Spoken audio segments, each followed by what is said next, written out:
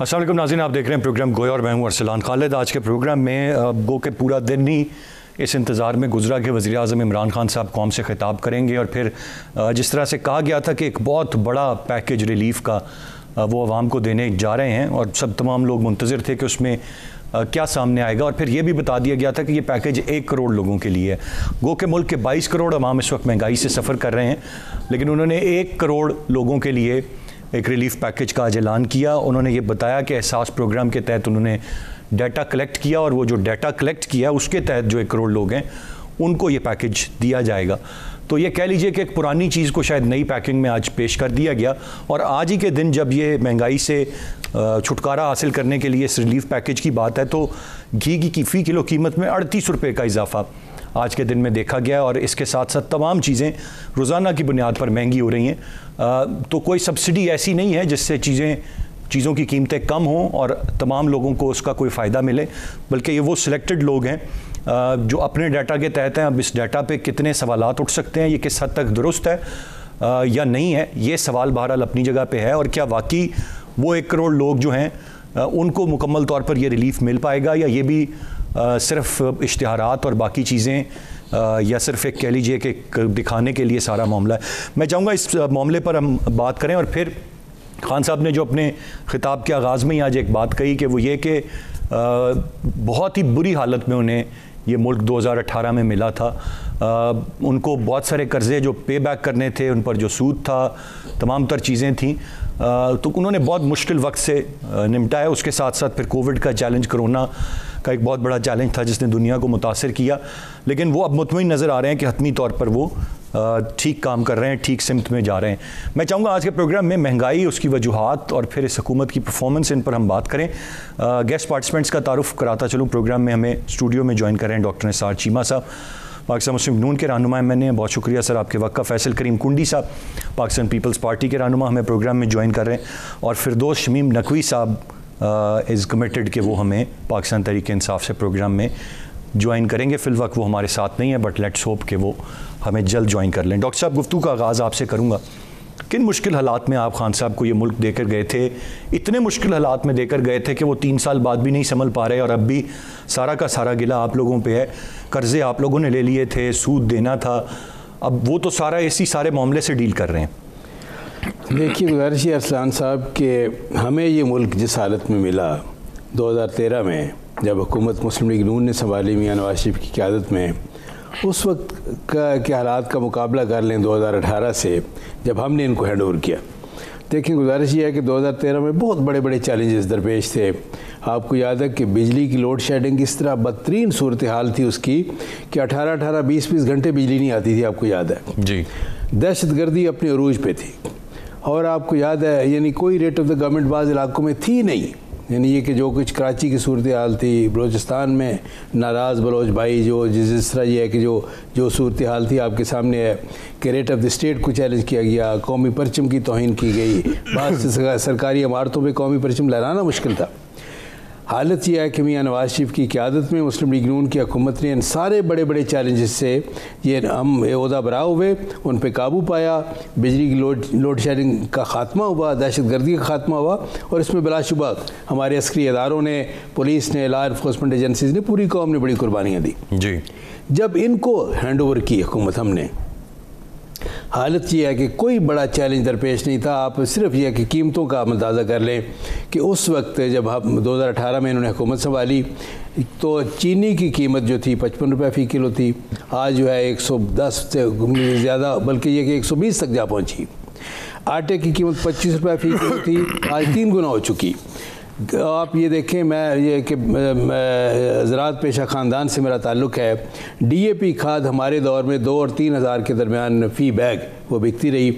आज 7200 रुपये फ़ी बैग उसकी कीमत, और वो भी अवेलेबल नहीं है, मुयसर ही नहीं है। बात यह है हर चीज़ की कीमत देखें, बिजली की, गैस की, पेट्रोल की।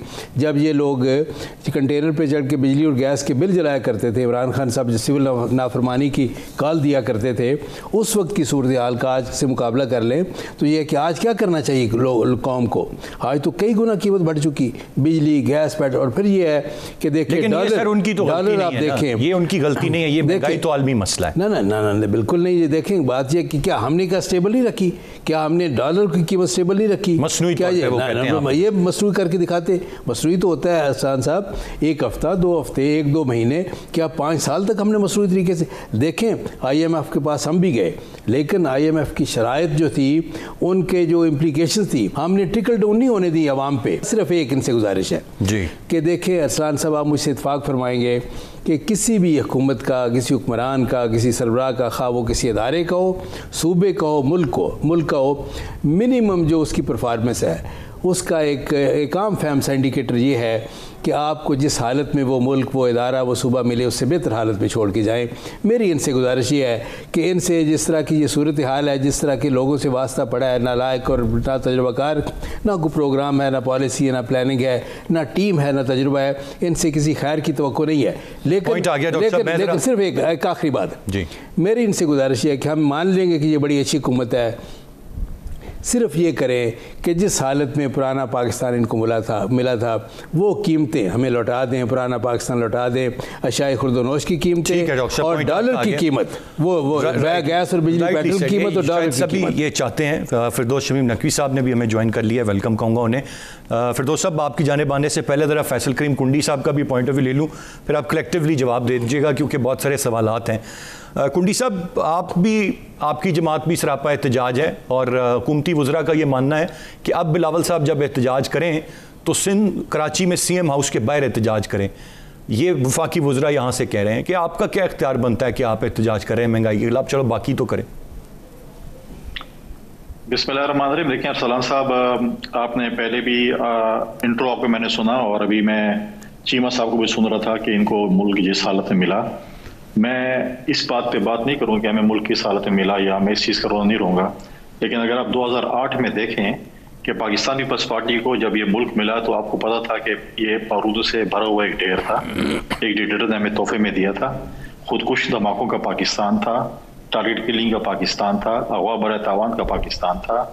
हमें ये कहा गया था कि मरगले की पहाड़ी के उस तरफ जो है वो मिलिटेंट्स खड़े हैं और किसी वक्त तो इस्लामाबाद पर चढ़ दौड़ेंगे। सुवात पे जो है वो पाकिस्तान का झंडा नहीं लहराया जा रहा था। हमारे जो है अफसरान जो है वो अपनी वर्दियां छोड़ के सिविल कपड़ों में घूमना शुरू कर दिया था। हमने एक सफ़र शुरू किया उस वक्त, एक अमन का, दहशतगर्दी के खिलाफ जंग का, जिसमें IDP स्वात किया है, फिर ऑपरेशन हुए, हमने फ्लड को भी फेस किया। ये पूरी चीज़ें जो हैं हमने सेव की, इकोनॉमिकल क्रंच को भी हमने सेव किया, बहुत सी चीज़ें थी सेव की और हम एक सफ़र की तरफ गए और आप देखा कि वो आहिस्ता आहिस्ता आज जाके कुछ ना कुछ हम एक पुरअमन मुल्क की तरफ गए। जिस वजीर साहब की आपने बात की कि जो कह रहे हैं कि चेयरमैन साहब आइंदा सिंध में जो है CM हाउस के बाहर एहतजाज करें, उनको मैं ये बताना चाहता हूँ, अगर उनको ये इल्म नहीं है कि पेट्रोल की कीमतें पाकिस्तान की मरकज़ी हुकूमत महंगी करती हैं, बिजली गैस की कीमतें आप मरकज़ी हुकूमत महंगी करती हैं, हम नहीं करते। अभी आज तो खान साहब ने कह दिया कि पेट्रोल की कीमतें अभी मजीद भी बढ़ेंगी, अवाम के साथ खिताब में इसके लिए भी तैयार कर दिया उन्होंने। वो तो पहले ही हमारे अपने फाइनेंस मिनिस्टर ने कह दिया कि बिजली और पेट्रोल की कीमतें चढ़ेंगी और आज उसी वजीर जिसका आप जिक्र कर रहे हैं फवाद चौधरी साहब, जो हमें कह रहे हैं कि आप एहतजाज CM हाउस के बाहर करें, वो तो देखें, वो तो चंद दिन पहले कह रहे थे कि मैं इन TLP वालों को देख लूंगा कैसे, ठीक, फिर उसके बाद उसके सामने लेट गए। फिर आज उन्होंने फिर एक मुआहदे की खिलाफ वर्जी करना चाह रहे थे कि जी आप TLP जो है वो पहले पता नहीं उन्होंने किसी और जमात का कहा, सुन्नी तहरीक का गालिब कहा या किसी का कहा, आई डोंट नो। जी जी जी जी जी बिल्कुल, जिसको वो पहले ऐसी थी और ये भी हम इनको भी देख लेंगे।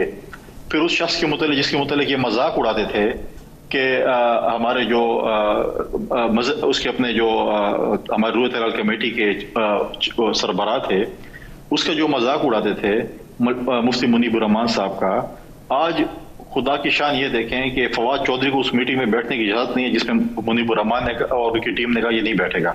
जो कहता था कि इसको चांद इस उम्र में क्या नजर आएगा, तो उसने फवाद चौधरी साहब और इस हुकूमत को दिन के तारे दिखा दिए और वो प्रेस टॉक कर रहा था, बता रहा था कि ये चीज होगी, जो चीज होगी।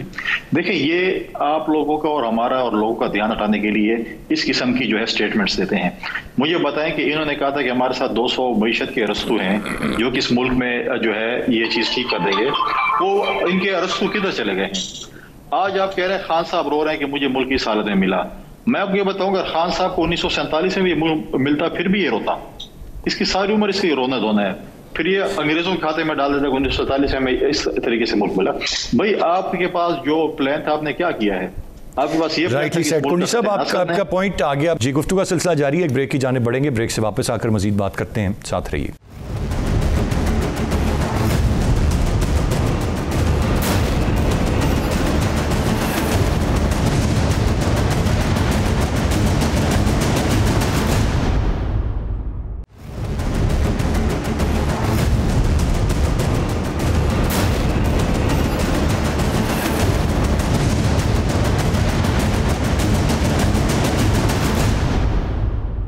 Welcome back. नकवी साहब, पहले जो बात आती रही वो ये कि 1 करोड़ लोगों के लिए पैकेज है, अब 13 करोड़ लोग मुस्तफ़ीद होंगे, 120 अरब रुपए का पैकेज है।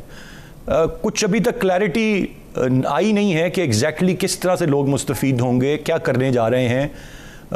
बड़ा इबाम सा इस सारे मामले में, ज़रा कुछ तफसील बता सकते हैं? आपके पास यकीनन होगी। बिस्मिल्लाहिर्रहमानिर्रहीम। हजूर वाला, मुझे पहली चीज़ तो जो बात नहीं समझ में आती कि चीमा साहब हो या कुंडी साहब हो, इनको शायद ये कहते में कि जी एतराज़ लगता है कि सिंध के हालात अच्छे नहीं हैं। वो मीडिया भी कह रही है, सिर्फ पीटीआई नहीं कह रही। वहाँ के स्कूल, वहाँ के, और मैं सिर्फ कराची की बात नहीं कर रहा, वहाँ का ट्रांसपोर्ट का निज़ाम। अगर चीमा साहब का ही स्टैंडर्ड कर लूँ तो 13 साल पहले जब पीपल्स पार्टी ने टेक ओवर किया था, उस वक्त इस शहर की जो और इस सूबे के अंदर जो सहूलियात का मेयार था वो घटी है या बढ़ी है, वो पूछ लीजिए। उस वक्त इल्ज़ाम था, और मैं ख्याल से किसी हद तक मैं दुरुस्त भी मान सकता हूँ उस इल्ज़ाम को, कि MQM ने इस सूबे के और इसके ख़ास तौर पे 2 बड़े शहरों के हालात बड़े बदतर करके रखे हुए थे अल्ताफ़ हुसैन साहब की MQM ने। और पहली चीज़, जिस जगह पे अमन नहीं होगा उस जगह पे तरक्की नहीं हो सकती। इन दोनों पार्टियों ने कौम की इज्जत को इस तरह पामाल किया था कि ड्रोन के हमले हमारे ऊपर होते थे और हम उनको सहते थे, डूबोर के वो आते थे और हम सर झुकाते थे। हमने कम से कम वो सिलसिला रोक दिया। हमारे ज़माने में कोई ड्रोन का हमला नहीं, और हमने जो बातें अपनी कह दी थी वो एक खुददार कौम की तरह हर फोरम पे की। इनको अच्छी लगे या नहीं लगे, इनके लिहाज से पाकिस्तान आइसोलेट हो गया, हम कहते हैं हम आइसोलेट नहीं हुए। We have taken a principle stance. हमने इंडिया के साथ जो करना था वो किया। इन्होंने अपनी सारी मुश्किलात का कुंडी साहब ने जिक्र किया। कुंडी साहब, जैसे ही हम आए तो उसके बाद भारत ने भी कुछ ही माह के बाद तकरीबन हमला कर दिया था, और उसके ऊपर जो हमने उनको जवाब दिया वो भी तारीखी जवाब है जो तारीख में सुनहरी हल्फ से लिखा जाए। फिर उसके बाद आपके चेयरमैन साहब ने पता नहीं कितनी बारचें अनाउंस करते रहे, और उसके बाद जो है वो मियां नवाज शरीफ निकले हुए थे, मुझे क्यों निकाला पे।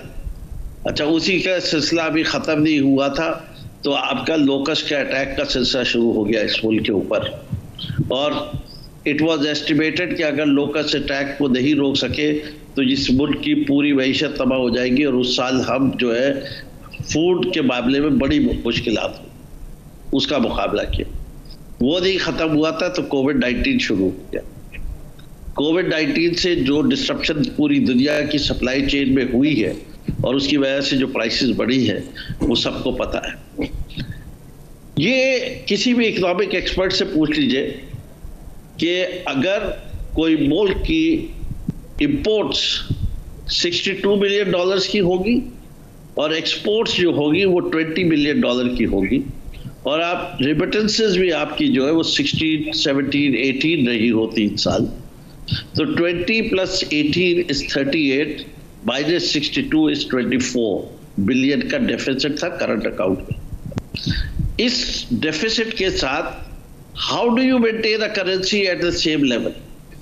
अगर दुनिया का कोई इकोनॉमिस्ट बता दे मुझे कि बगैर आर्टिफिशियली डॉलर जो कि आपने कमाए हुए नहीं, जो आपने कर्ज लिए हुए डॉलर है वो आप मार्केट में फेंकते रहे तो वो कर्जों के डॉलर जो है रुपये की सपोर्ट के अंदर 8 बिलियन 24 बिलियन और अच्छा नकवी साहब, मैंने बड़े इसीलिए मैंने टोका नहीं, आप बड़ी अच्छी बातें कर रहे थे, तफसील से सारी बातें सुन ली। अब जरा जो प्रॉब्लम्स हैं उनको एड्रेस कर लेते हैं, जो बेतहाशा प्रॉब्लम्स हैं जो अच्छा बाकी तो जो मसले आलमी सतह पर आ गए, कोविड एक आलमी वबा आ गई, आपकी जमात से गवर्नेंस का एक बुनियादी मसला नहीं हल हो रहा, उसका फुकदान है गवर्नेंस का इशू।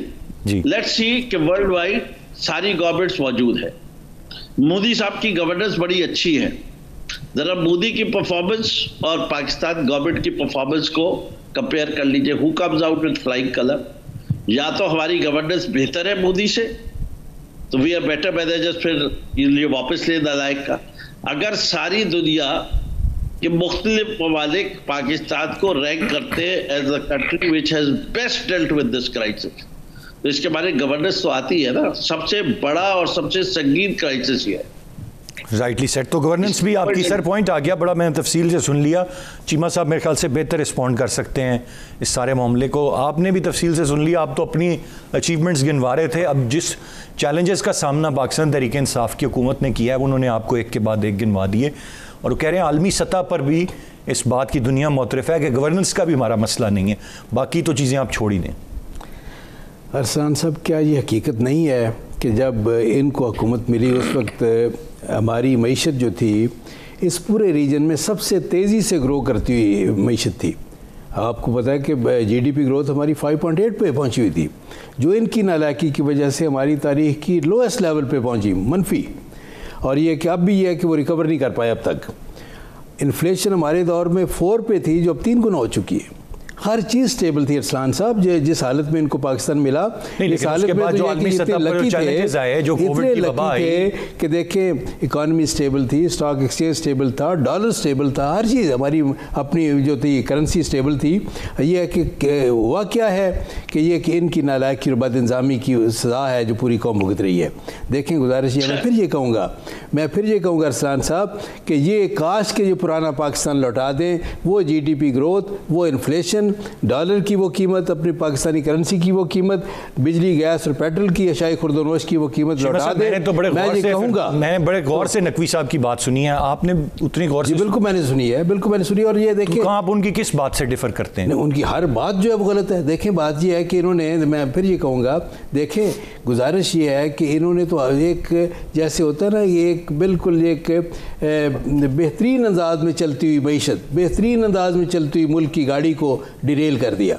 इन्होंने ये कि हंसता बसता एक चमन जो उजाड़ के रख दिया इन एक नालायक टीम ने, जिनके पास ना कोई प्रोग्राम है, ना पॉलिसी, ना कोई प्लानिंग है, ना कोई टीम है, ना तजुर्बा है, ना विजन है।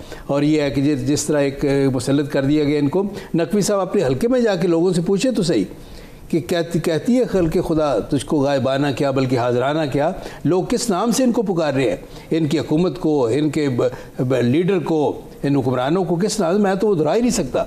सच्ची बात यह है कि लोग तो अब कारों को हाथ लगा रहे हैं जिन्होंने ये तो हमेशा से रहा है, जब जब जिसकी हुकूमत हुई उसी के खिलाफ नारे लगे।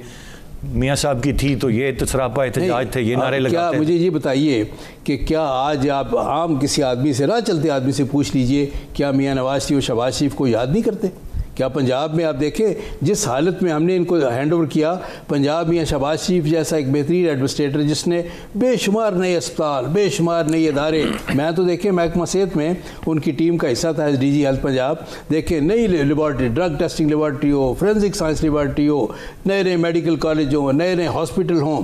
और ये है कि बेहतरीन अरसान साहब आला तरीन क्वालिटी की मल्टी नेशनल कंपनी से खरीदी आला तरीन क्वालिटी की मेडिसिन बेसिकल यूनिट से लेकर टीचिंग अस्पतालों तक हर जगह अवेलेबल थी, जो गरीब मरीजों को मुफ्त मिलती थी। आज ये है कि शहबाज शरीफ के जाने के बाद ना वो निज़ाम रहा, ना वो दवाइयाँ रही। ये तो बड़ा वाज़ेह तौर पर सर वो कहते हैं ना कि आप लोगों ने बेतहाशा कर्जे लिए मुख्तलिफ फ्लैगशिप प्रोग्राम, इन्होंने क्या अरसान साहब उन पे सूद इतना था जो इन बेचारों को, अरसान साहब मुख्तसर तरीन मुद्दत में इन्होंने एक नया रिकॉर्ड कायम किया कर्जे लेने का। सबसे ज़्यादा कर्जे एक इन शॉर्टेस्ट पॉसिबल टाइम इन्होंने लिए। नया रिकॉर्ड, जिस तरह ये कि महंगाई का रिकॉर्ड, ये बदइंजामी का रिकॉर्ड, ये बेरोज़गारी का रिकॉर्ड, बदतरीन गवर्नेंस का रिकॉर्ड, ये साहब के नाम पे बदतरीन इंतकाम का रिकॉर्ड, देखें झूठे वादों झूठे दावों का रिकॉर्ड। इनसे पूछे तो सही, 1 करोड़ जो नौकरियाँ देनी थी कितनी थी? 50 लाख घर जो देनी थी, ये कौन सी नौकरी? फवाद चौधरी साहब कहते हैं, हाँ, चंद लोगों को जो बाहर से बुला के इन्होंने एक इंपॉर्टेंट असाइनमेंट्स थी, वो 1 करोड़ के बराबर हो गया। फिर ये कि यू टर्न के रिकॉर्ड, ये देखें, बात यह है कि किस किस का नाम लूँ, लेकिन मैं फिर ये कहूँगा, बार बार मैं कहता हूँ कि जितने इन्होंने रिकॉर्ड कायम किया अवाम पे मजालिम ढाने के, अवाम ने भी तहिया किया हुआ कि इन्होंने इनसे बदला लेना है वोट से, वोट के ज़रिए आइंदा इलेक्शन में। और आप मेरी बात याद रखिए एहसान साहब कि आइंदा इलेक्शन में अवाम ने वोट के ज़रिए PTI को निशान इबरत बना के रख देना है, नया रिकॉर्ड कायम करना है उन्होंने। पता नहीं अब उनकी असेसमेंट डिफरेंट है। वो तो कहते हैं हमने पाकिस्तान के 22 करोड़ अवाम के लिए सब कुछ कर लिया, अब तो वो ओवरसीज पाकिस्तानियों के लिए। और ये एक आखिरी बात, अभी प्राइम मिनिस्टर साहब फरमा रहे थे, जिसका आपने दोहराया, आपने बात की कि उन्होंने आज के जो पैकेज में उन्होंने कहा जी तारीख का सबसे बड़ा वेलफेयर प्रोजेक्ट, उन्होंने कहा जी 13 करोड़ अफराद जो हैं इससे मुस्तफ़ीद होंगे और 120 अरब का, यानी मैं अभी देख रहा था कि कितना बनता है पर हेड जो है वो 1100 रुपये बनता है, 1100 रुपये। अंदाज़ा करें कि ये जो है तारीख़ का सबसे बड़ा वेलफेयर प्रोजेक्ट है, जो तारीख़ का सबसे बड़ा संगीन मजाक है अवाम के साथ, जो ये कि मजालिम की चक्की में पिसे हुए हैं, उनके ज़ख्मों पे नमक पाशी है ये। जी, गुफ्तगू का सिलसिला जारी है, एक ब्रेक की जाने बढ़ेंगे, ब्रेक से वापस आकर मज़ीद बात करते हैं, साथ रहिए।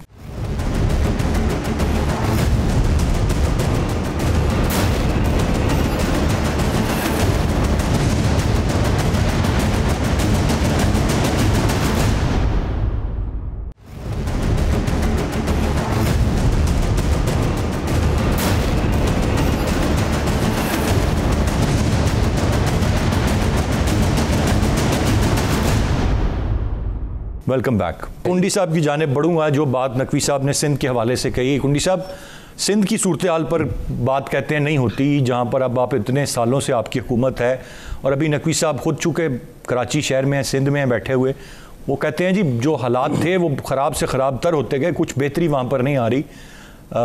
ये क्या सर सारा मामला है, और क्या पीपल्स पार्टी को फिर ये हक हासिल है कि उसके बाद भी वो किसी की गवर्नेंस या किसी के मामलात पर बात करें? जी बिल्कुल, पाकिस्तान पीपल्स पार्टी को एक हासिल है। नकवी साहब सिंध में रहते हैं, जितने अभी ज़िमनी इलेक्शन हुए हैं वो इन्होंने बड़े बखूबी लड़े हैं। अभी रिसेंटली एक कराची का ज़िमनी इलेक्शन हुआ जिसमें कौमी असम्बली की सीट इनके, बल्कि वफाकी वजीर इनके थे। इन्होंने 2 साल 2.5 साल वहाँ पर हुकूमत की और कहा कि हमने अरबों रुपए के वहाँ पे काम किए और क्या कुछ नहीं किए, और उसके बावजूद भी आप देखें कि वो सीट जो है वो जो पहले नंबर पे बैसाखियों के जरिए आए थे वो 6ठे नंबर पे चले गए थे। उसके बाद अगर आप देखें इनके जो इस वक्त सदर बैठे हुए हैं पाकिस्तान को, जिसको इन्होंने बनाया है और जिसको इन्होंने सिंध का गवर्नर बनाया है, वो कंटोनमेंट के इलेक्शन में अपनी सीट हार गए, अपने इलाके की सीट हार गए। ये है रिजल्ट उनका जो कि लोगों ने इनको दिए हैं। उसके बाद देखें इलेक्शन आएंगे, सिंध की आवाम अगर हमें वोट नहीं देगी तो हम कहेंगे बिल्कुल ठीक है, हमने अगर काम नहीं किया, लेकिन 13 साल हमारी हुकूमत है और हम आज भी फख्र करते हैं। मैं नकवी साहब को ये कहता हूँ कि ये आए, मैं इनको दावत देता हूं कि हम, और आपको भी दावत देता हूं, क्या हम विजिट करते हैं सिंध के हेल्थ सिस्टम का, जो कि ये बात करते हैं, और हम केपी के हेल्थ सिस्टम का विजिट करते हैं जहाँ पे इनकी 8 साल की हुकूमत रही है। हम विजिट करते हैं, हम इनको बताते हैं कि देखें सिंध में हमने NICVD बनाए, SIUT बनाए, किडनी ट्रांसप्लांट फ्री, और सारे इलाज फ्री हो रहे हैं, दिल के अमराज के इलाज फ्री हो रहे हैं, लिवर ट्रांसप्लांट के इलाज फ्री हो रहे हैं।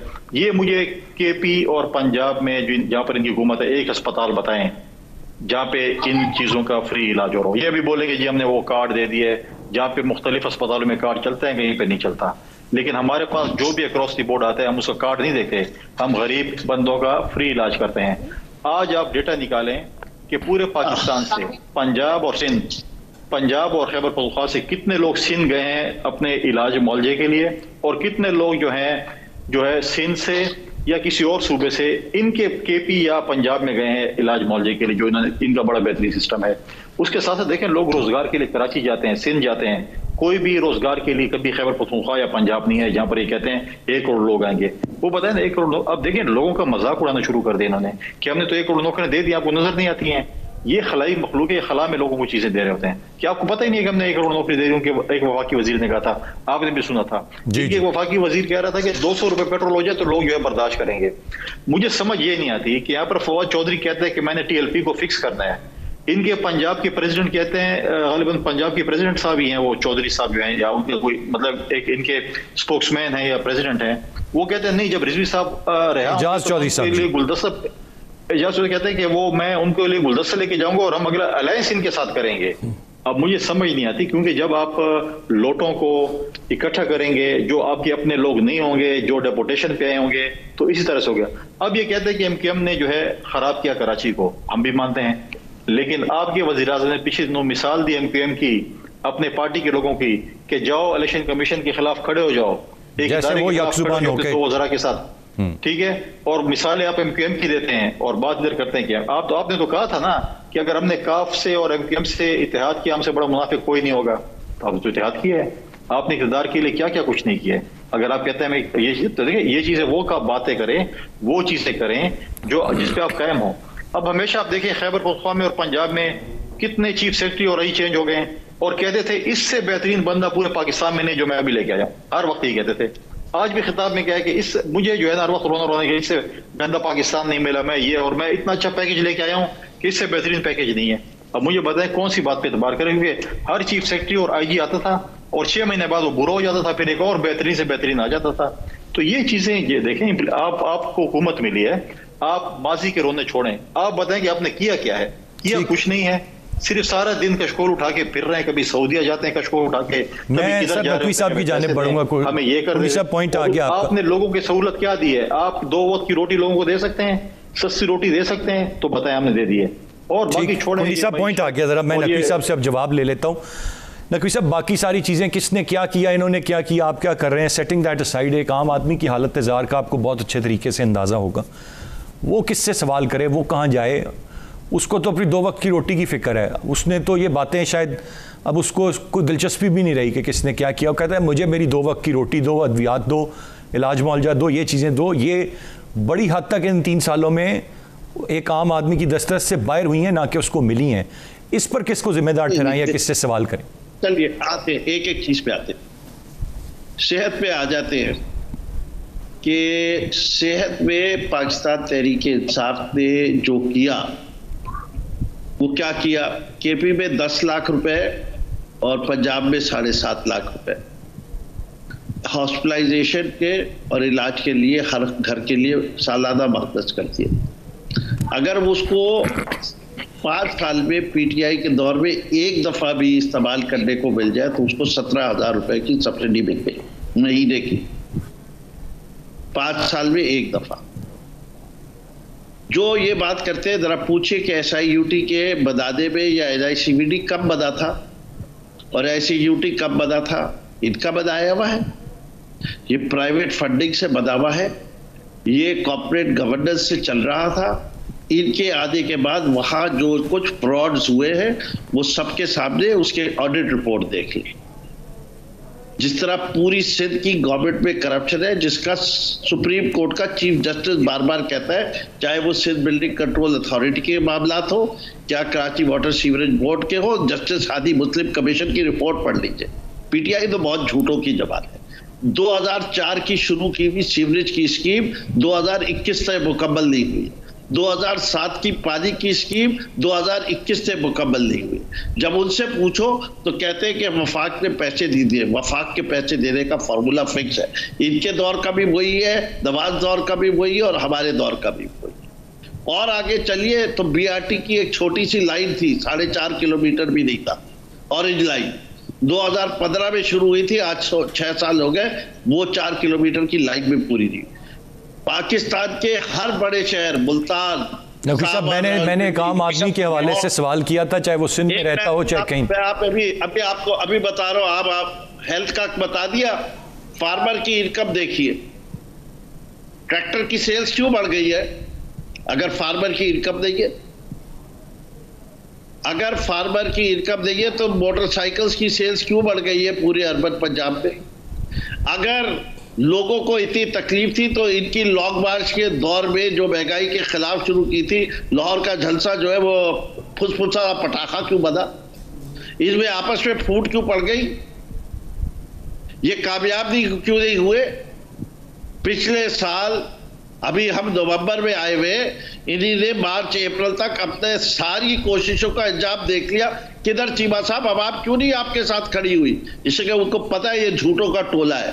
जब इनसे हिसाब मांगा जाता है तो इनके पास सिर्फ कतरी खत होता है। जब पाकिस्तान को कहा जाता है तो वाजिद शमसुल हसन के जरिए नकवी साहब ये मतलब इस वक्त सब अच्छे की रिपोर्ट है। रावी चैन लिख रहा है पूरे पाकिस्तान में अवाम खुश है, किसान खुशहाल। बिल्कुल चैन है। इतना बड़ा घड़ा खोद के गए कि लेकिन उसको पता है कि जिस वक्त लगे हुए हैं हम एक मुखलिसाना तौर पे लगे हुए, पेट्रोल की कीमत अगर इंटरनेशनली बढ़ेगी, आप भी बढ़ाते थे। आपके जमाने में जितना टैक्स था पेट्रोल के ऊपर, आज कितना टैक्स है उसका मुकाबला कर लीजिए। किसी दौर के ऊपर किसी ने पेट्रोल पे सब्सिडी नहीं दी। चैलेंज के साथ कह रहा हूं, चैलेंज के साथ दोनों पार्टियों को आ जाए सामने, रख ले अपने दौर की टैक्स जो उस वक्त लेते थे और जो टैक्स हम आज ले रहे हैं वो आज सबसे कम टैक्स है। आते मुकाबला करने कुंडी साहब और चीमा साहब, कब बैठेंगे? और जो आपने कहा है मैं सिंध के दौर पे जब आप चाहे टिकट भी आपका मैं दूंगा। आइए, मैं आपको सिंध के BHU से शुरू करता हूं, बेसिक हेल्थ यूनिट्स, जहां स्टंटिंग लेके जाऊंगा थरपारकर में 48% बच्चा जो है स्टंटेड ग्रोथ के साथ है। पाकिस्तान में सबसे बड़ी तादाद में स्टंटेड बच्चे सिंध में है। अगर आपका हेल्थ का निजाम अच्छा है, फर्नीचर की परचेज का हाल देखा स्कैंडल, 20 लाख बच्चा जो है वो फर्श में बैठता है सिंध में। फर्नीचर नहीं खरीदा क्या पिछले 8 साल से? एक डेस्क। 9000 स्कूल बंद कर रहे हो, इससे के तो एक्स्ट्रा स्कूल बने। क्यों? इस वक्त 85% ड्रॉप आउट रेट है प्राइमरी और सेकेंडरी स्कूल के दरमियान। इस वक्त आपके बच्चों को जिनको 36,000 स्कूल आपके साहब, आपका पॉइंट आ गया। मैं रनिंग आउट ऑफ टाइम। आपका पॉइंट आ गया सर, इन्होंने सिफारिशनामा पेश कर दिए। पॉइंट आ गया सर। मैं बहुत शुक्रिया अदा करना चाहूँगा तीनों मोअज़्ज़िज़ मेहमानों का। इस वक्त एक वो सूरत हाल है जो चीमा साहब ने या कुंडी साहब ने बताई 2008 से 2013 और 2013 से 2018 का पाकिस्तान, एक ये पाकिस्तान है। और इसमें आज जो वज़ीर आज़म साहब का एक बड़ा पैकेज था और खिताब है, और उसमें वो ये कह रहे हैं कि अगर 2 ख़ानदान मुल्क की लूटी हुई दौलत वापस लें तो मैं वादा करता हूँ कि चीज़ों की कीमतें आधी कर दूँगा। तो ये बात आज भी वही है। इसमें कसूर गो के कहा जा रहा है इस मौजूदा हुकूमत का नहीं है, बल्कि ये माजी के तमाम तर मसाइल हैं आज भी 3.5 साल बाद, जिसकी वजह से अवाम इस हाल में। लेट्स होप चीज़ों में बेहतरी आए, अवाम के लिए खुशहाली हो। आज के प्रोग्राम से इतने। अरसलान खालिद को इजाज़त दीजिए। अल्लाह ने के बाद।